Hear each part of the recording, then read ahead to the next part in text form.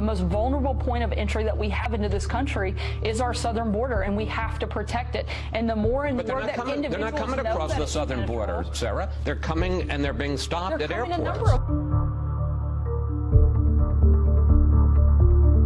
We know that roughly nearly 4,000 known or suspected terrorists come into our country illegally, and we know that our most vulnerable point of entry is at our southern border. I know this statistic. I didn't know if you were going to use it, but I studied up on this. Do you know where those 4,000 people come, or where they're captured?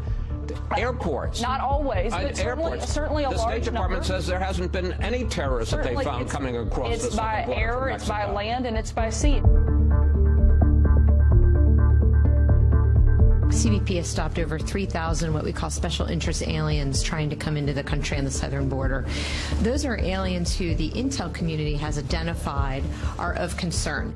But special interest aliens are just people who come from countries that have ever produced a terrorist. They're not terrorists themselves, and the State Department says that there is, quote, their words, no credible evidence of any terrorists coming across the border from Mexico.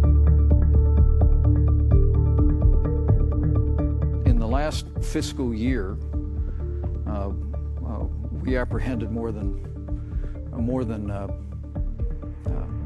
10 terrorists or suspected terrorists per day at our southern border. They say it happens all the time from the Middle East. They're not coming across the southern border, Sarah. They're coming and they're being stopped at airports.